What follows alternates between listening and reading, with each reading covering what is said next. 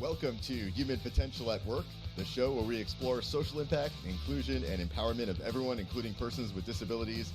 Get ready to be inspired, hear success stories, and learn tips and principles for bringing out the best in everyone. Hello, everyone. This is Debra, and this is Human Potential at Work. My guest today has become a really dear friend to me over the years. We have unfortunately never met in person, but someday I'm looking forward to meet him. His name is Edmund Asiedu, and I hope I said that correctly, but You did a Edmund. great job. Well, you gave me that little cheat sheet before we came on, so I appreciate that. But it's a fun name to say. But Edmund, welcome to the program, and I'd really appreciate it if you tell the audience a little bit about who you are and Yes. what you do and how engaged you are on social media and advocating for people with disabilities. And then we're going to talk about inclusive education for people with disabilities. Yes. Okay. Thank you, Debra, for having me on this show. And like you mentioned, this show is actually watched and listened to by people from all walks of life, different corners of the globe. So I'm excited to be on your show today. A little bit about myself. Like you mentioned, my name is Edmund Asiedu, and I was I was born and raised in Ghana, in western part of Africa, and I was attacked by polio virus at the age of 2, which definitely affected my right limb, that is my right leg. And so it's also sort of like partially affected the left leg. So, which means that um, I'm a person with disability facing mobility challenges. And so I've been living with it for years. And, I've tried my best to adapt almost everywhere that I find myself. So in 2010, I relocated to the United States from Ghana as a legal resident. And once I got here, I started studying because I've always loved to study, seeking knowledge. And so studied, graduated from college here in New York. I started working part-time and also started working full-time and studying part-time my master's degree, which in 2017. And so since then, I've been working. I work with Berkeley College, which is a for-profit school college here in New York. I've worked with nonprofit organizations, and currently I am working at Columbia University, Mailman School of Public Health, as Assistant Director of Career Services. And um, just interacting with students, guiding them, on choosing the best careers and opportunities for their future. When it comes to disability, this is something that I am so passionate about. It's not only because I have a disability, but also because I believe that the rights of all persons with disabilities and even all human beings need to be respected. Access needs to be created. Everyone must be included in a way that all of us will, feel comfortable and feel safe and happy. And so, yes, I've been advocating for persons with disabilities. It actually started in Ghana, where I served as the public relations officer of Ghana Society of the Physically Disabled Youth Wing. And this was between 2005 and 2009, which I did a lot of advocacy work. And ever since I came here, I've been advocating through social media for years. And Debra, you know it. And thank you for all the work that you've been doing.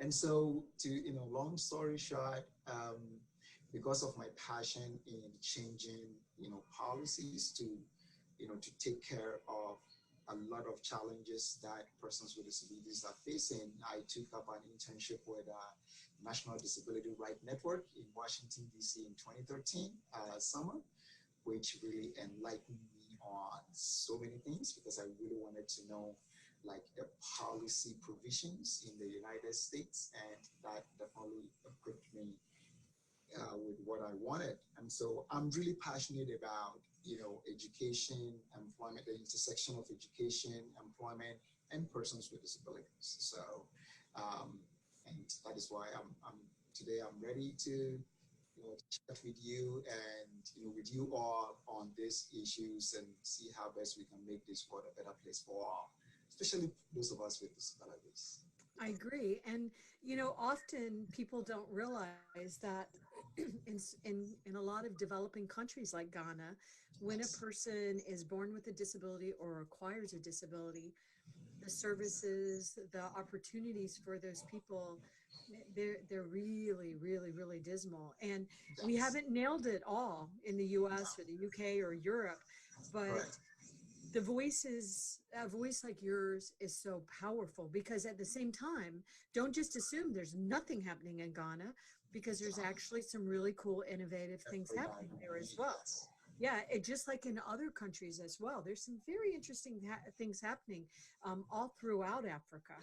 And I think we're better when we all learn together, and that, I know you and I are on the same page there, which is why we really we got to know each other, because we're both leaders on talking about disability inclusion from the widest possible lens on Correct. social media. So I I think we met, who knows, it was because you're on LinkedIn, you're on Facebook, you're on Twitter, just like I am. And often we're commenting and retweeting and sharing. And you have really showed a lot of leadership. And at the same time, I know you because you're a marathon. You're a Yeah. marathoner. Yeah. And so it's like, well, wait a minute. You said you had polio. How could you be a marathoner? So you introduced me, along with Mass Mutual introduced me to Achilles International, which supports people. And we've had Dick Traum on the show before. So you're one of the athletes. So maybe you could just take a little moment to talk about that as well. Correct, correct. So um, when I was in Ghana, I used to play wheelchair basketball, and which was really fun. I enjoyed it. And so when I relocated to the United States, I wanted to see if I could continue with a sport, adaptive sport, specifically wheelchair basketball.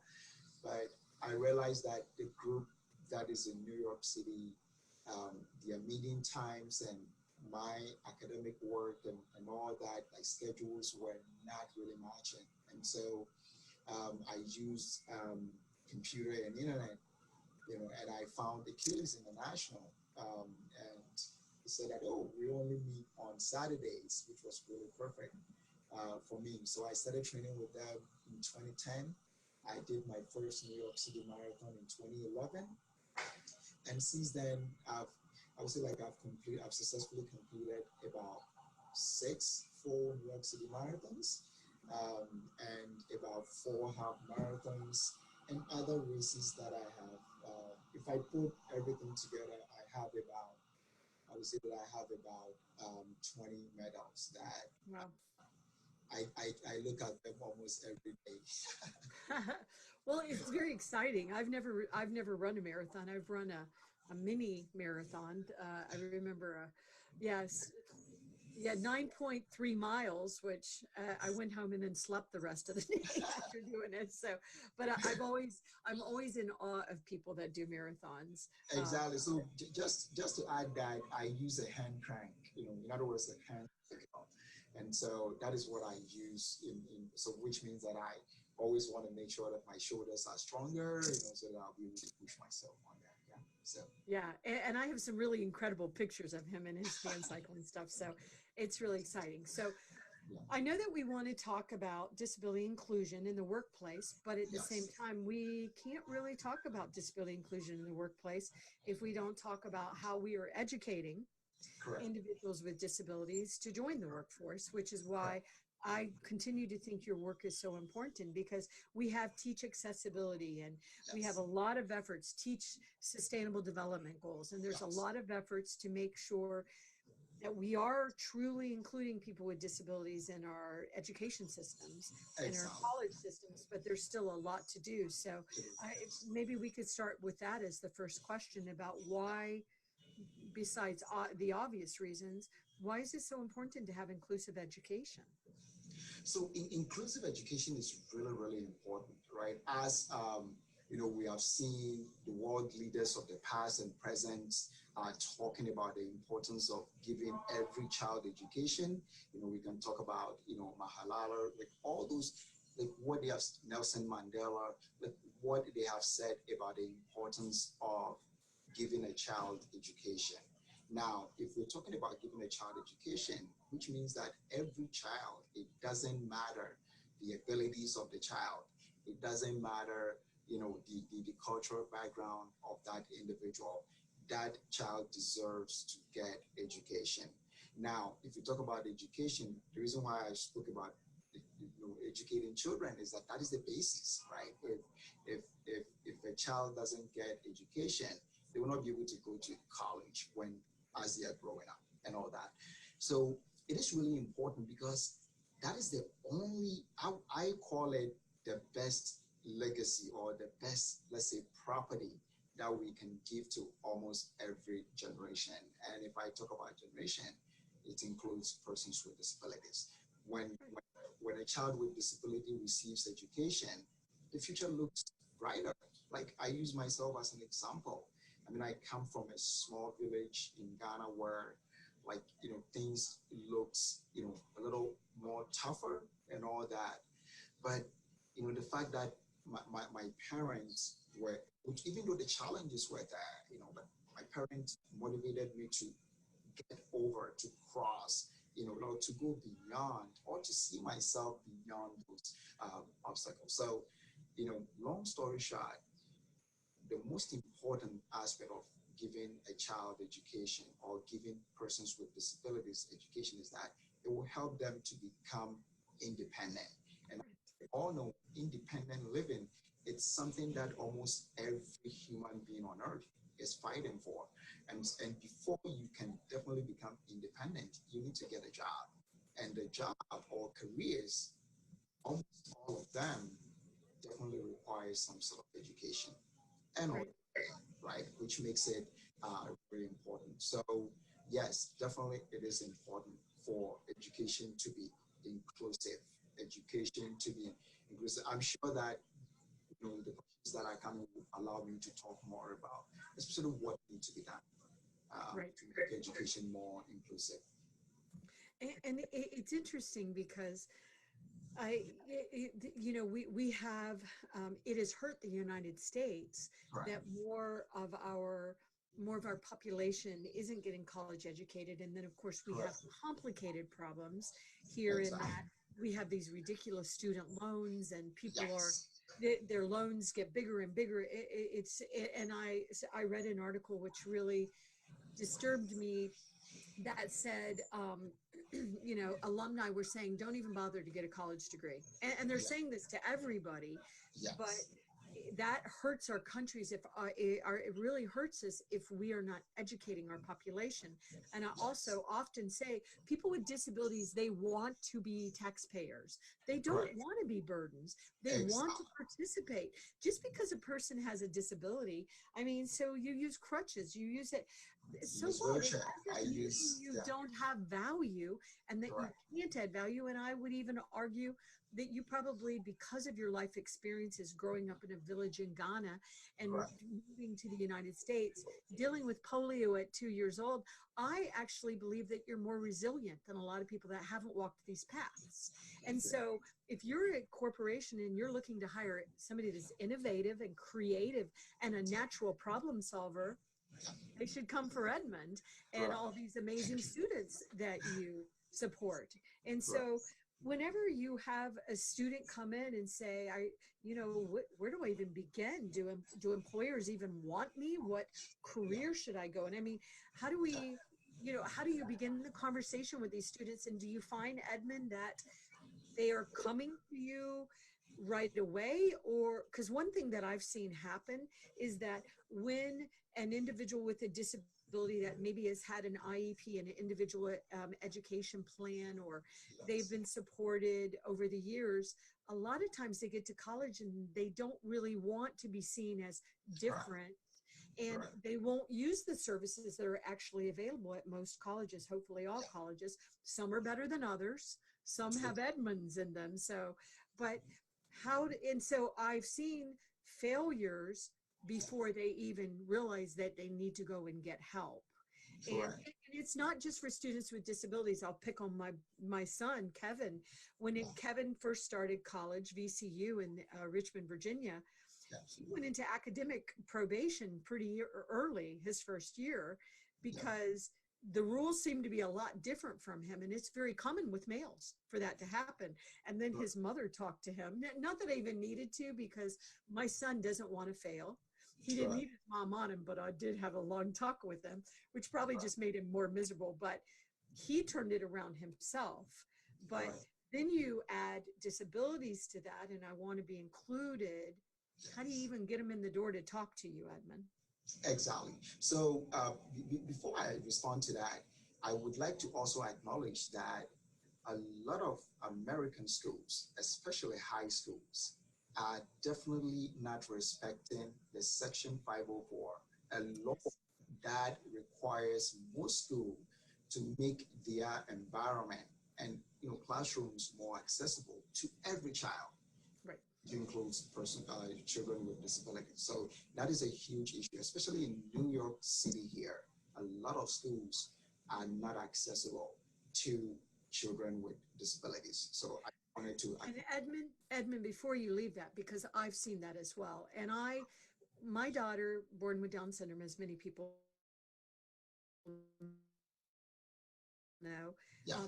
she had teachers that weren't so wonderful. And I remember they were not using assistive technology, and they weren't considering 504 this part of the Rehabilitation Act. Correct. And sometimes I felt like my daughter was just being babysat, and they told me, that's why I started Tech Access, because I was told my daughter would never be able to enter the workforce. And then she did. She actually started working in marketable employment as, 15, 16-year-old. And then she was evaluated by experts, and they said she could add no benefit to the workforce. And I'm like, but she's already working, she's working right now. So what? Yeah. And they're like, well, we're just saying based on our studies. So there's a lot of barriers. But Exactly.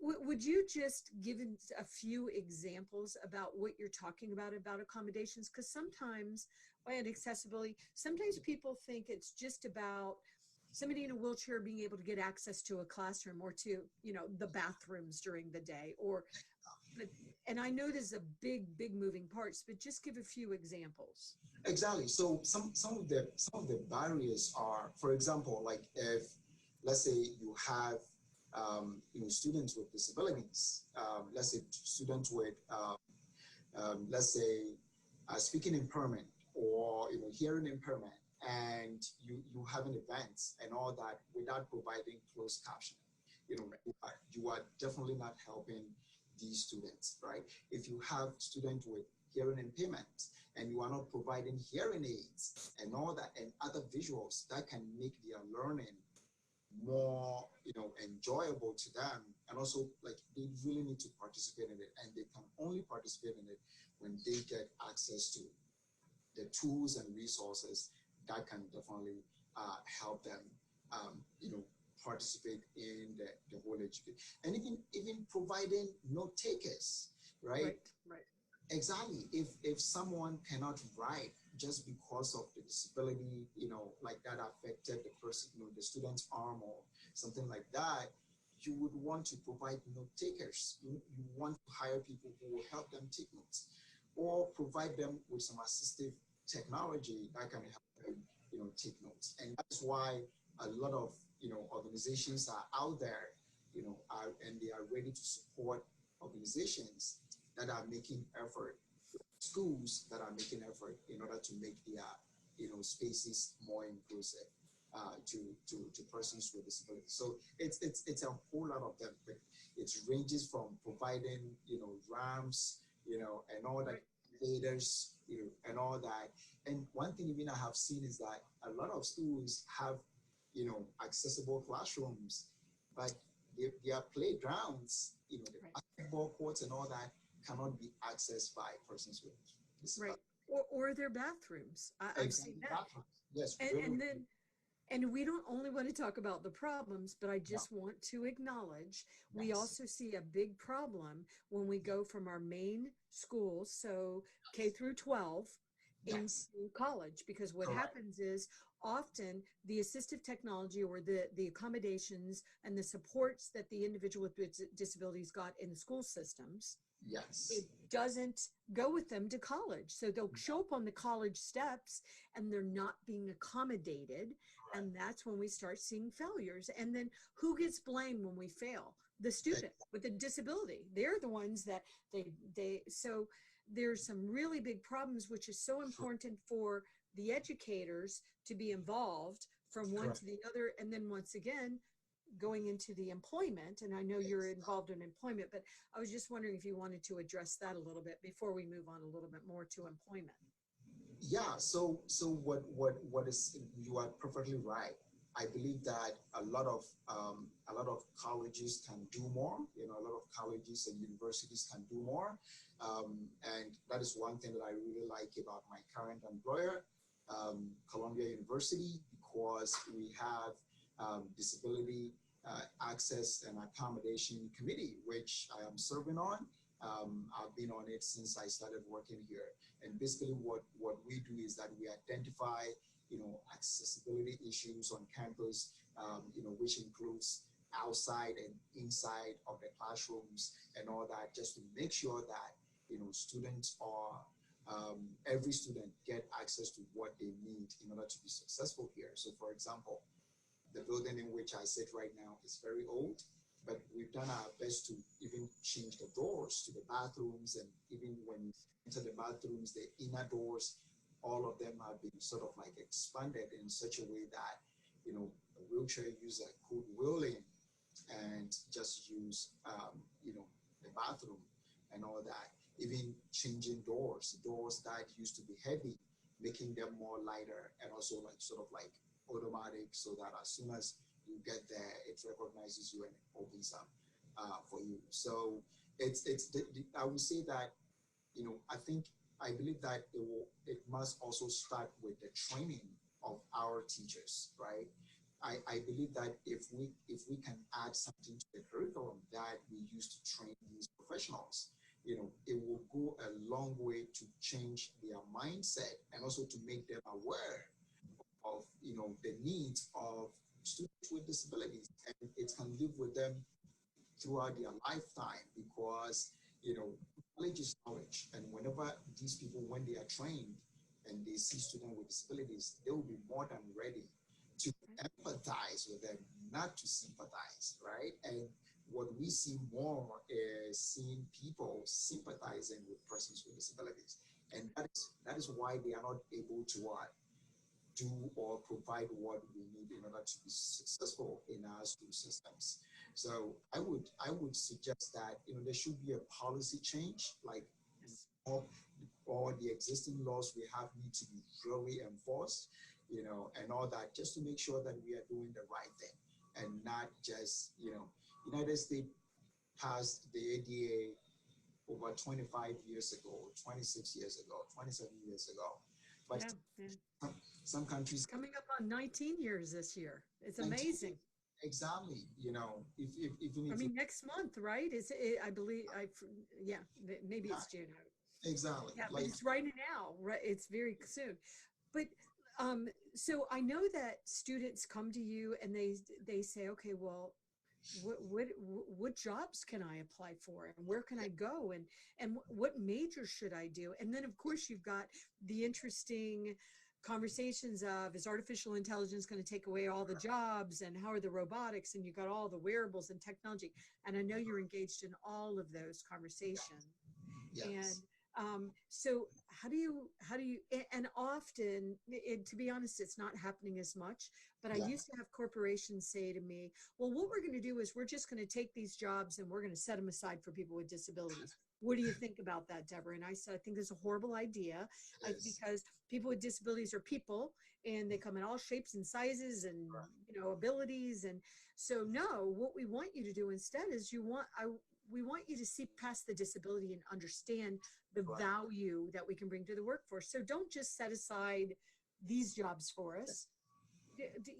Take a look at what we can do. And so how do you guide the students down these Yes, paths? exactly. So what we do is that we have some federal and city funded programs that are geared towards empowering persons with disabilities, and also like educating employers on how they can hire persons with disabilities for their organizations to be more inclusive, and all that.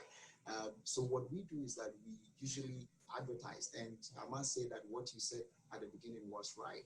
A lot of students with disabilities, sometimes out of stigma, because they don't want people to stigmatize them and all that, they become a little slow or reluctant when it comes to disclosing disabilities. But we've made it in such a way that we advertise these programs to all students. We are not required to tell us what kind of disability you have, and all that. So we get, from time to time, we get few students who will come in, and I will not ask them, say, oh, I'm here for this program, and then we start chatting. And so as to what they want to do and all that, it usually boils down to their passion, right? What they want to do. So sometimes I'll meet a student, and the student will say, oh, I'd like to be a clinical researcher, and all that. And so at the end of the day, if we talk about a few, then I'll be asking why, and the person will be able to respond to all these. And so once that is done, then that is where the career guidance start. And then I will say, okay, hey, you can take up an internship here. You can do this practicum. You can connect, you can network with these alumni in order to make sure that you are getting the right information as far as this particular industry is concerned. And so, we'll do that and all that. And I will, for example, the resume, I will look at them, I will also prep them for interviews, and all that. And trust me, they are everywhere. For example, one of the students who has a disability that I work with is currently in Puerto Rico, helping a nonprofit organization that is serving women, pregnant women. Uh, Yeah. so it's definitely, it starts with a passion, and then I guide them to get to where they really want to go. Right.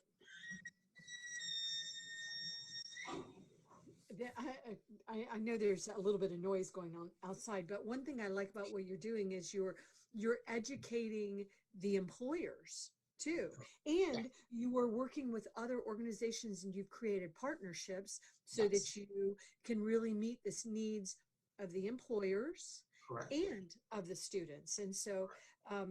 do you mind exploring that a little bit, that Yes, topic? yes, exactly. So, for example, there is this program here in New York City at the New York City Mayor's Office for Persons with Disabilities. That it's called NYC at Work. You may have heard about it.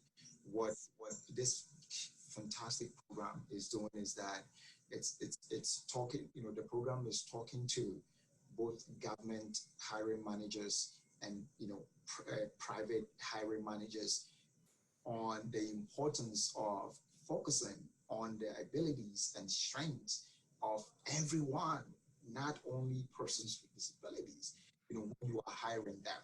So a program like that, as Office of Career Services, we have partnered with them, and so we bring them here on campus to talk to students about how they are educating employers.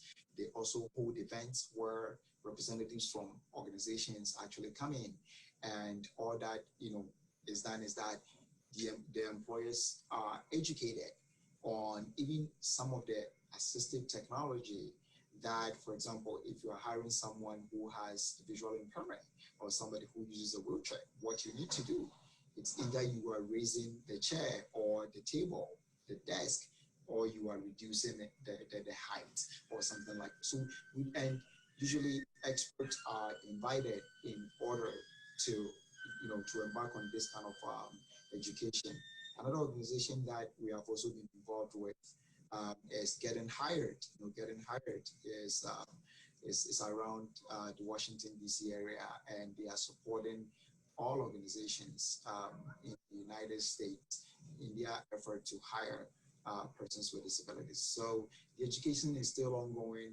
As an individual, I'm using social media to also talk to sort of like educate employers on what persons with disabilities can do if we are given the chance, or if Right. will look beyond our disabilities and give us chances. We'll be I agree. And we need leaders like you. And I really need to get you involved, Edmund, in what Thank you. the International Association of Accessibility Professionals are doing, because I once am ready again, for that. things have to be accessible. And there's amazing things happening in New York City. I applaud all the work that's being done in New York. It's amazing. Thank you. But Edmund, I know that I know that you have to go to another meeting, so I want to be conscious of your time, but can you tell our audience how to find out more about your work? How to find out, how did they get in touch with you? How do they follow you on social media? Tell the audience how they can learn more about your work, because I'm very impressed with Edmund. Really. Exactly. Yes. I would say that if you really want to know more about the work that I've been doing, I would say that check my LinkedIn profile. It goes by the name Edmund Asiedu.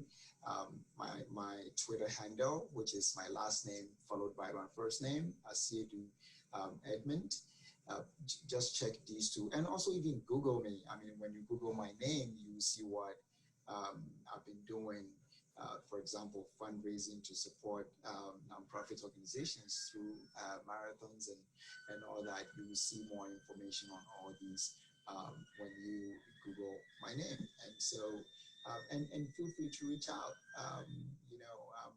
On social media, reach out to me. I'll be more than ready. If there is anything I can help you with, let's work together to make this world a better place for all. I agree. I agree, because we all belong here and we should all be included. And we will always, we'll make sure that we put all those links out there. Yes. Um, and if you follow me, you can see I retweet and repost Edmund's content constantly, because it's very Yes. rich content. Sometimes I think, oh, that's a really cool article. Where'd you find that? And he's also a writer and contributing and being sitting in a lot of workshops and available to participate. And I think more and more we have to make sure that we're including someone like Edmund that brings so much to the table in these conversations, because he's living it. He's mentoring students. He's mentoring the businesses. He's involved in the colleges. So this is how we change the world and make it work for everybody. So Edmund, thank you so much for being on the program Thank today. you I'm for hoping, having me. yeah, you need to come back again and we need to I talk will. again, because we have so many things that we can talk about, but I don't think anything's more important than these conversations. How do we make sure people with disabilities are included in schools, in our education, and our employment? And this is not just a conversation about going to college. Edmund's looking at this from a lot of different levels. And then there's research happening with this as well. So that's one reason why I really wanted to focus on Edmund and let the world know about him if you didn't know about him, because he is single-handedly changing the world in many areas. So Edmund, thank you for your leadership. Thank you. Thanks for having me. And I will always follow your work. And everything that you are doing within your network, and also like with your organization and all that, it's amazing. You are impacting billions of lives, billions of people all around the world. And so keep it up. Thank you, Edmund. And thank you to the audience that supports us. We are now taking on sponsors of the show. So if you're a corporation and you want to sponsor the show, just let us know. But Edmund, thank you. And we will make sure we provide links so that you know how to get a hold of him. And we will definitely have Edmund on again. And Edmund, I'm going to connect you with IAAP as well. Okay, great. I look forward to that. Thank you. Yes. Thanks, everyone. Bye-bye. Bye. Bye.